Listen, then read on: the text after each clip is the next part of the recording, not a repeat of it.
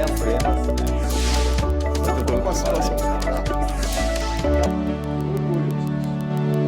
Olá, no programa em discussão especial de hoje, recebo o infectologista Dr. Roberto Florim, diretor médico da Clínica de Imunização Vacinar e médico do Instituto de Infectologia Emílio Ribas por 38 anos.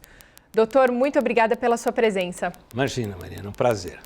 Muito obrigada. Doutor, então vamos começar falando, já que o tema de hoje é a imunização, a importância da imunização, ainda mais hoje que com essas novas doenças, né? E é febre amarela, é sarampo, assim, o pessoal está extremamente alarmado, né?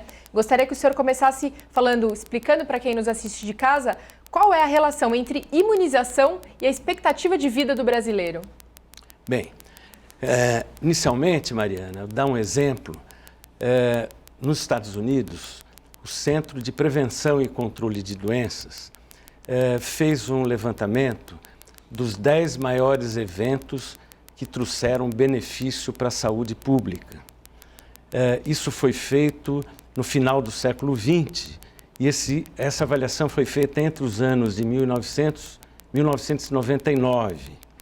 E quem ficou em primeiro lugar foram as imunizações, sem dúvida nenhuma, mostrando uma importância muito grande na expectativa de vida e que neste período houve um aumento de aproximadamente 30 anos.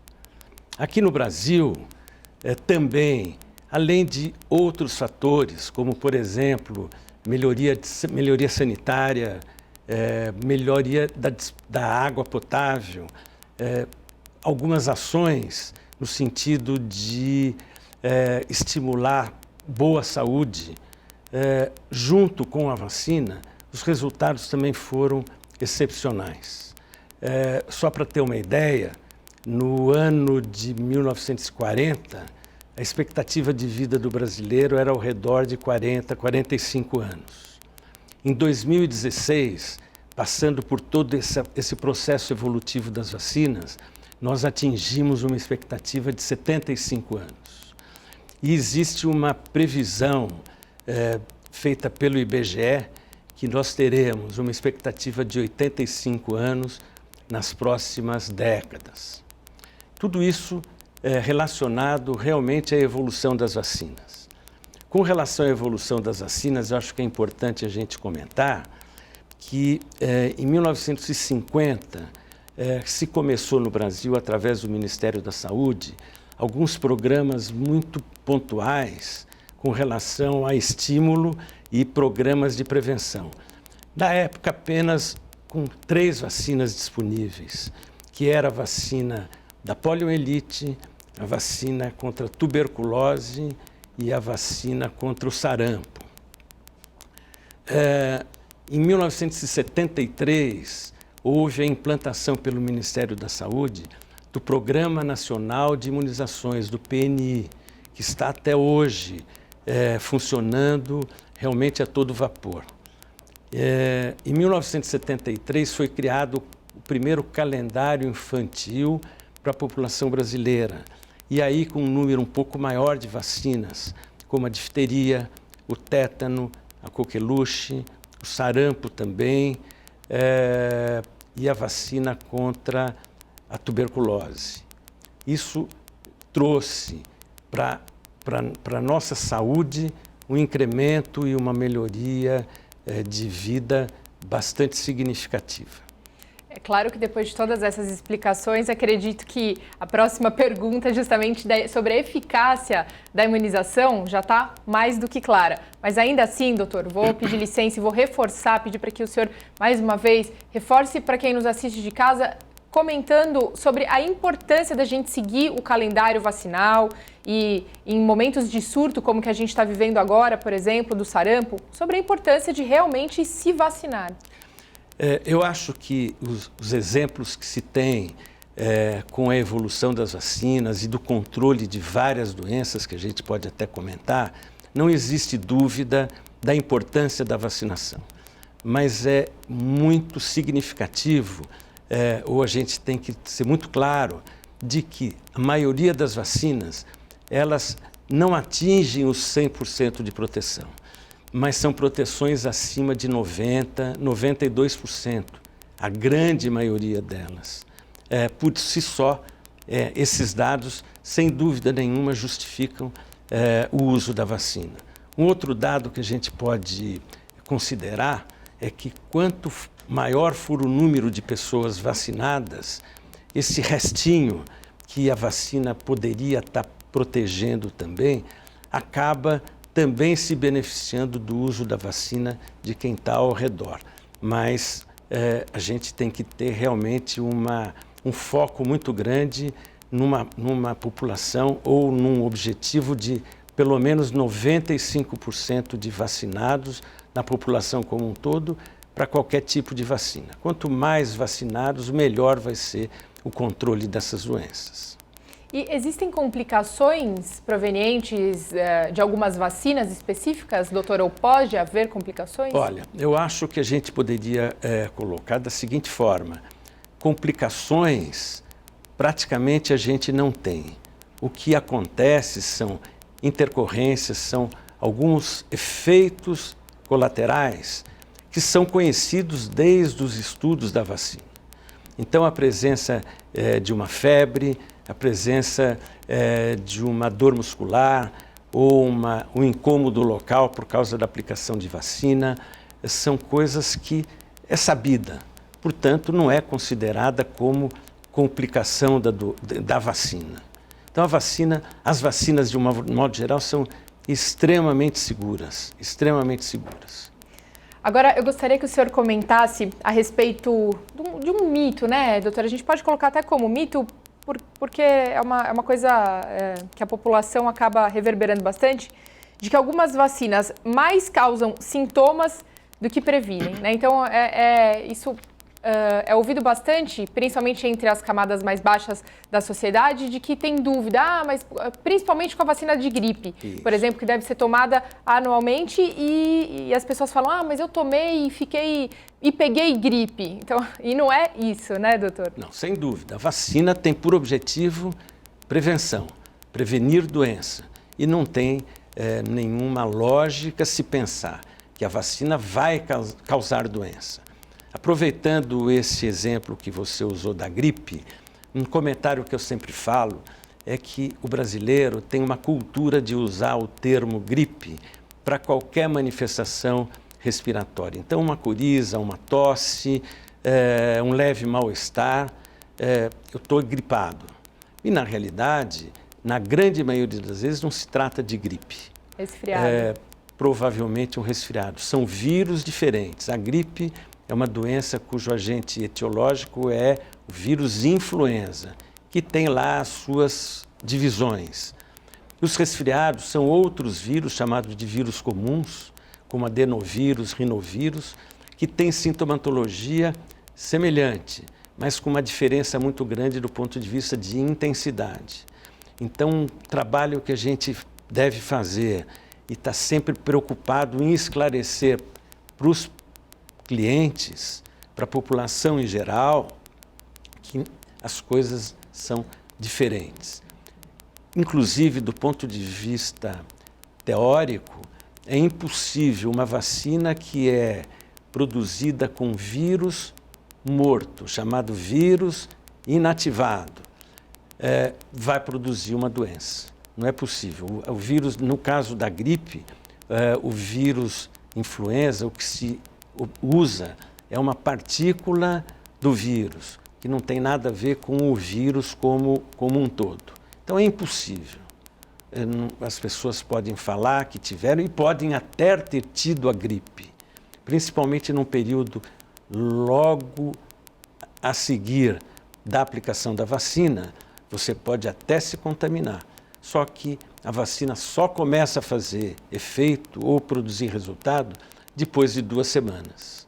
Então, é uma questão de explicação e de esclarecimento para quando esse tipo de dúvida surge. Perfeito. Existem os chamados grupos de risco, doutor, que devem ou tomar mais cuidado ou se atentar na hora de tomar alguns tipos de vacina? E quem faz parte desses grupos? Vacina, todo procedimento vacinal é importante a gente, através de um interrogatório com os pais, principalmente falando em criança, saber se existe algum problema clínico antes de administrar a vacina. São mínimos, algum processo alérgico que possa ter algum dos componentes da vacina. Grupos de risco, o que se quer dizer com isso são algumas patologias, alguns tratamentos que são feitos e que vão interferir na imunidade do paciente. Então, essa baixa de imunidade deve ser evitado o uso da vacina nessa situação. Pacientes com tratamento com quimioterapia, com radioterapia, uso de corticoides por tempo prolongado. Então, o ideal correto, aliás, é aguardar o final do tratamento para depois fazer o uso de vacina. Portanto, grupo de risco está relacionado com a condição clínica de cada indivíduo. Algumas patologias, como por exemplo, os portadores de HIV, se eles estiverem com a sua condição imunológica adequada, mesmo no uso de medicamentos específicos, eles devem e podem ser vacinados. Mais devem do que podem. Devem. É extremamente importante. Agora, doutora, até para garantir que essa vacina seja administrada da forma correta, é muito importante, então, que essas pessoas consultem um médico antes de tomar a vacina, né? Independente, como existe agora, por exemplo, como está sendo muito divulgado agora, que as pessoas devem tomar a vacina do sarampo, então devem se imunizar, por exemplo, metrôs, estações de trem têm feito campanhas, né, massificadas para atingir o maior número da população, mas o senhor recomenda, acha que é, então, importante que essas pessoas passem, ou pelo menos consultem um médico antes de tomar a vacina? Mariana, são situações distintas. Uma coisa a gente pode colocar uma rotina. Então, as pessoas têm que saber qual é o calendário ideal para aquela idade. Hoje em dia, existe calendários vacinais para várias situações. Então, o calendário infantil, esses calendários, existe o calendário do Ministério da Saúde, existe o calendário das sociedades médicas, por exemplo, a Sociedade Brasileira de Imunizações, calendário da Sociedade de Pediatria, calendário da Sociedade de Ginecologia e Obstetrícia e assim por diante. Então, o médico que deve ser o primeiro indivíduo a estimular o uso de vacina para os seus clientes. Agora, numa situação que nem você comentou, atual, em que o próprio Ministério, no nosso caso, a Secretaria Municipal de Saúde, através da divulgação pela imprensa, chamando a população dentro daquelas faixas determinadas para se vacinarem, não há necessidade de passar por uma avaliação médica. No dia a dia, independente de situação do jeito que estamos vivendo no momento, é sempre aconselhável. Na situação de hoje, não necessita da liberação do médico, porque a vacina, nessa situação, ela é mais importante do que qualquer coisa. E, logicamente, que o vacinador, lá na ponta, ou dentro de uma UBS, ou mesmo na estação do metrô, que nem você referiu, algumas dúvidas são esclarecidas no momento da aplicação. Então, o profissional, ele é preparado para isso. Se a pessoa está ou não grávida, ela pode não saber se a grávida pode ou não tomar a vacina. E, nesse caso, por se tratar de uma vacina de vírus vivo, atenuado, ou seja, vírus enfraquecido, a gestante tem uma contraindicação para isso. Então, são situações diversas que o próprio vacinador ele está preparado e alertado para fazer esse tipo de questionamento antes de aplicar a vacina. Perfeito. Agora, pessoas com doenças crônicas, como por exemplo diabetes, hipertensão, elas podem se vacinar sem restrições, doutor? Sem dúvida. Inclusive, essas duas situações, hipertensão e diabetes, eles são candidatos importantíssimos para se vacinarem. De uma forma geral, que nem eu disse, existe um calendário vacinal do adulto. Então, o indivíduo portador de hipertensão, de diabetes, cardiopatas, pneumopatas, eles são indivíduos que devem estar procurando a sua prevenção, a sua proteção através de vacina. Como, por exemplo, as vacinas contra a gripe, vacina contra a pneumonia, vacina contra herpes zoster, dependendo da faixa etária, e assim por diante. Agora, existem vacinas, é correto afirmar isso, doutor, que existem vacinas que auxiliam na prevenção de diferentes tipos de câncer, como, por exemplo, o HPV? Com relação a câncer, existe apenas uma única vacina, que é a vacina do HPV, que é o papiloma vírus humano, que é um vírus que é responsável por alguns tipos de câncer. Então, essa vacina, ela tem por finalidade a proteção contra o HPV e dentro dos incômodos, ou dos problemas que o HPV pode produzir, alguns tipos de câncer. Como, por exemplo, o câncer de colo de útero na mulher, câncer de pênis no homem, câncer anal, câncer de orofaringe. Então, é extremamente importante e o HPV é muito predominante nesses tipos de câncer. Portanto, a vacinação ela é extremamente importante e um detalhe, como acho que a maioria sabe, é uma vacina indicada a partir dos 9 anos de idade. Essa idade ela é extremamente importante, independente da relação que houve algum tempo atrás, principalmente por causa dos pais, achando que o fato de vacinar seu filho ou sua filha com 10, 11 anos significaria que ela estava liberada para iniciar sua atividade sexual. E a situação não é bem essa. Existe hoje a comprovação de quanto mais precoce se inicia a vacinação, melhor vão ser os resultados em relação à prevenção. Perfeito, doutor. É perigoso, em alguns casos, por exemplo, tomar mais de uma vacina por vez? Por exemplo, às vezes algumas pessoas vão se vacinar e ficam com medo, né, de tomar, por exemplo, uma vacina da gripe e uma vacina do sarampo, por exemplo, né, juntas, uma em cada local, mas assim, de uma só vez. Então, para as pessoas que têm esse tipo de dúvida, doutor, é perigoso ou não? Não. Na realidade, não existiria limite de você usar um número maior de vacinas no mesmo momento.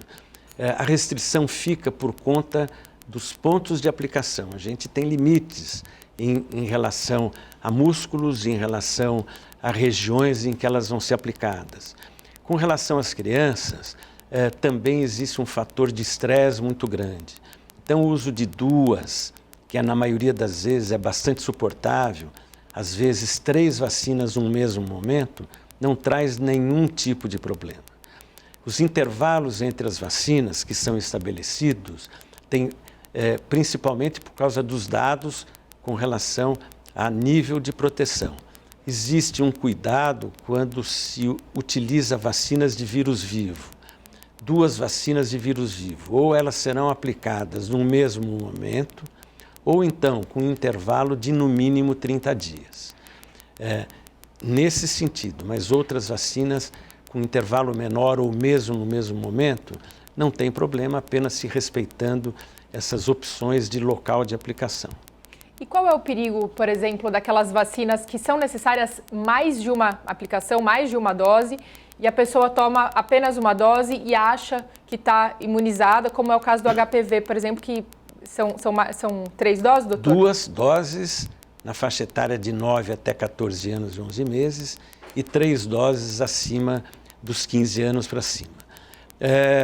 Se a vacina está estabelecida através de estudos que mostraram, além da segurança e eficácia, com determinado número de doses, é esse número de doses que a gente necessita para ter a proteção máxima que a vacina pode oferecer. Portanto, se o indivíduo tem que tomar uma vacina com 2 doses, ele tem que completar esse esquema vacinal. E, de preferência, respeitando esse intervalo que é estabelecido, ou de 2 meses, ou de 4 meses, ou de 6 meses entre uma dose e outra. É extremamente importante acompanhar essa orientação que se dá com relação aos intervalos dessas doses. Quer dizer, não existe a chamada meia proteção. De jeito nenhum, de jeito nenhum. É importante cumprir com essa proposta de esquema vacinal para se atingir o resultado que a vacina pode estar oferecendo. Perfeito. Com relação aos idosos, doutor, qual cuidado deve ser tido com relação à vacinação e imunização em pessoas acima dos 60 anos? Então, também para os idosos, que nem eu comentei dos calendários vacinais, existe o calendário vacinal do idoso. Ou seja, existem vacinas que são indicadas e que devem ser orientadas para que o idoso se proteja. Os cuidados são os mesmos da maioria das vacinas. Se existe, por exemplo, alguma comorbidade, ou seja, alguma doença associada, se existe uso de medicamentos que essa pessoa esteja tomando e que possam eventualmente interferir no uso da vacina. O fato de o indivíduo ser portador de uma hipertensão, que nem já foi comentado, não justifica não vacinar. O fato dele estar tratando essa hipertensão ou o seu diabetes não justifica ele não ser vacinado. Algumas patologias que interferem na imunidade, e de novo, os medicamentos que interferem na imunidade, eles são restritivos, são fatores restritivos.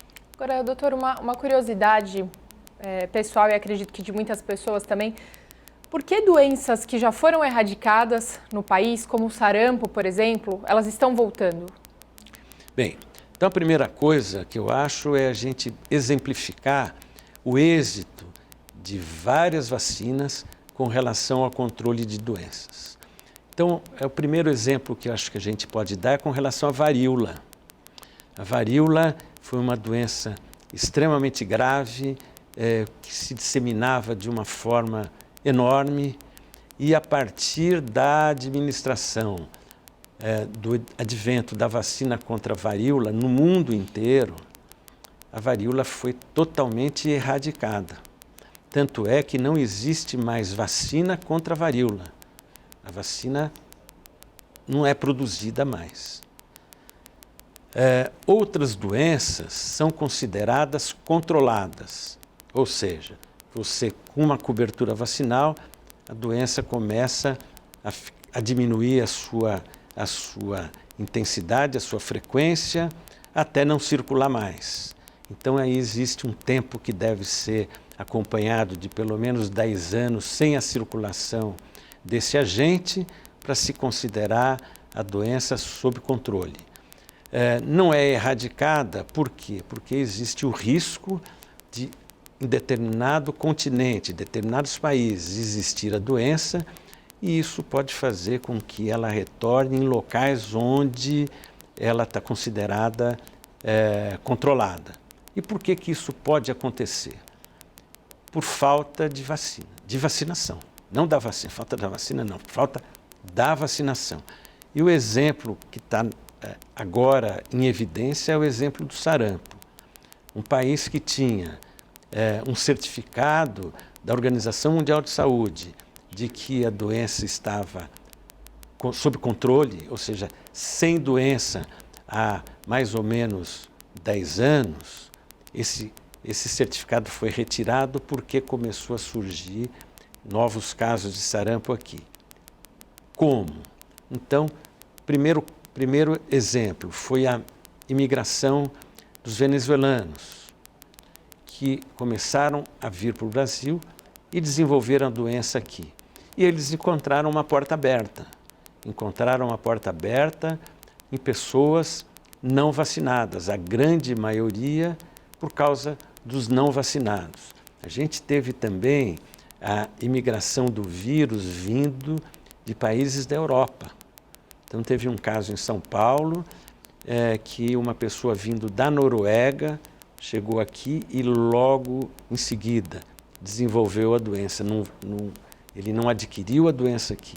Então esse vírus veio de país da Europa, país desenvolvido. Então o fato desse vírus circular em outros continentes e encontrar aqui um espaço de não vacinados fez com que a doença tivesse aumentado ou esteja aumentando nessa proporção que a gente tem visto. O senhor comentou que o vírus do sarampo ele pode ter vindo aí, ou um brasileiro que foi viajar ou alguns venezuelanos que vieram para o Brasil. E eu pergunto para o senhor, as pessoas que pretendem ir viajar para outros países ou que pretendem ir para áreas, por exemplo, como o Amazonas, deve-se ter uma preocupação com relação à vacina, doutor?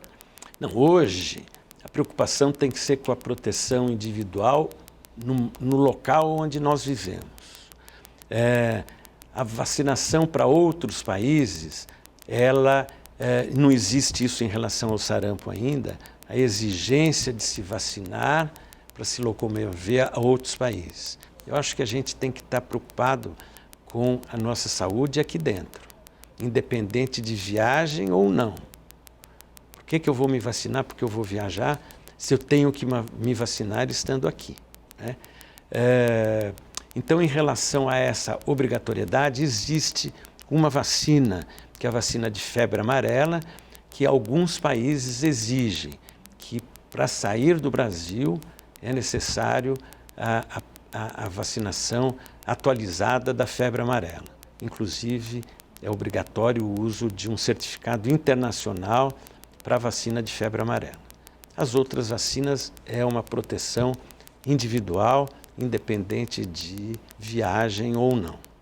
Agora, o senhor como pediatra também, me perdoe, não sei dizer se o senhor, eu acredito que o senhor agora atenda esporadicamente só. Não, agora eu já me aposentei da atividade pediátrica em consultório, já me aposentei do Instituto Emílio Ribas e agora eu só me dedico à vacina na minha clínica de vacinação, que nem você falou que é vacinar. Perfeito.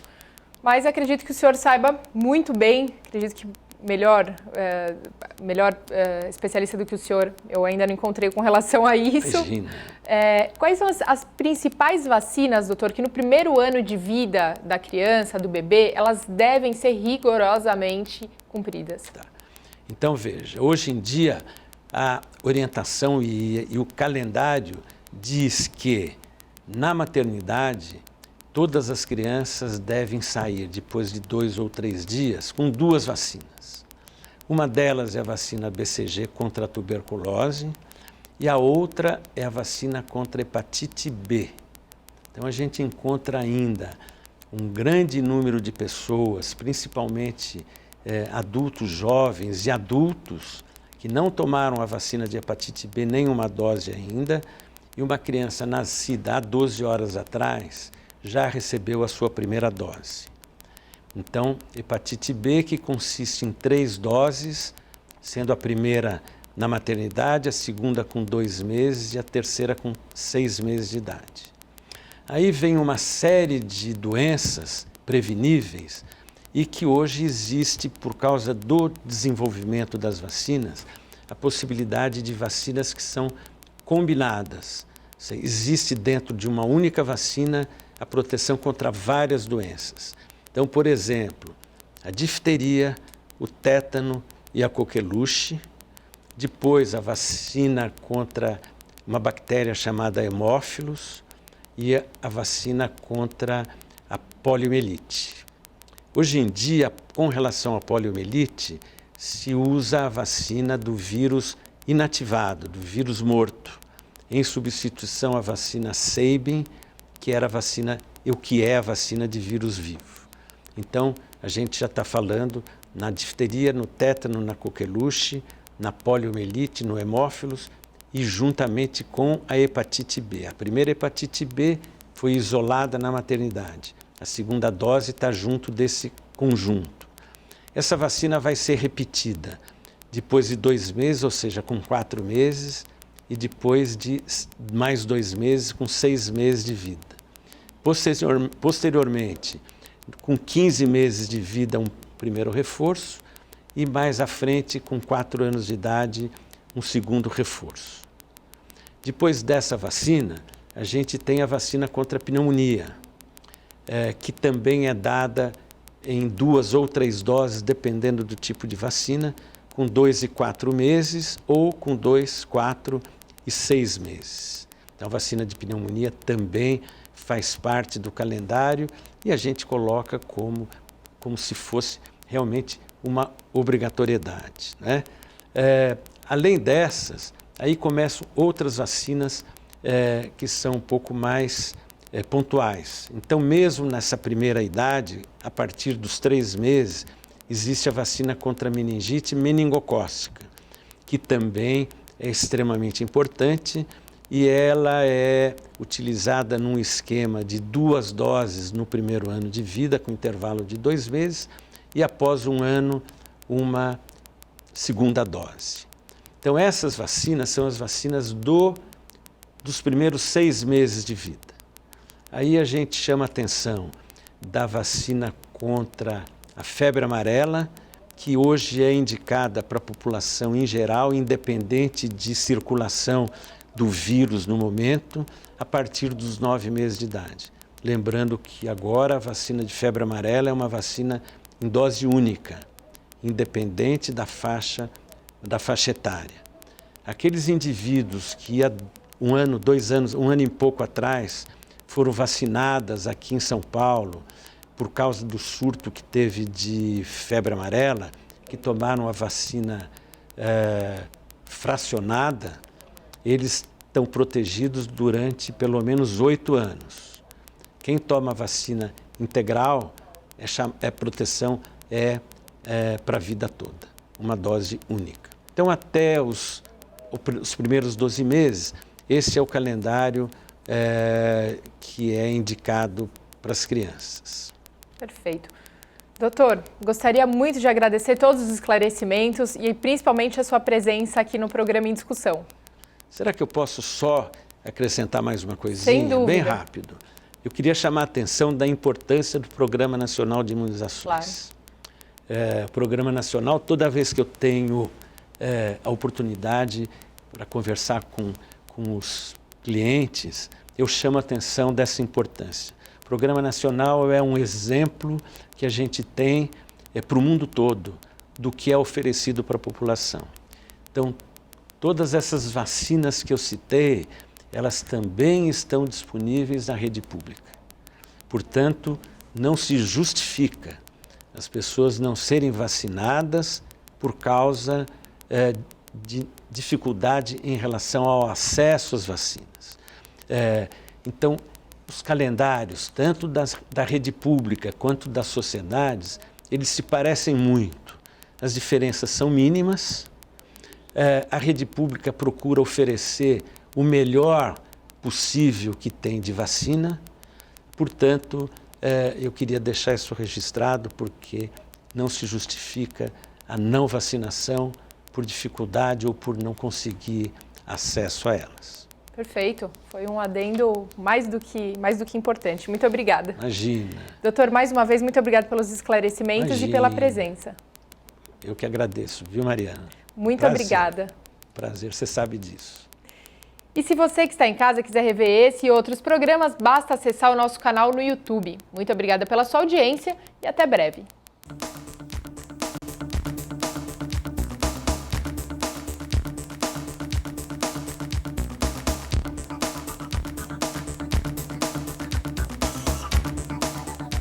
Vale a pena.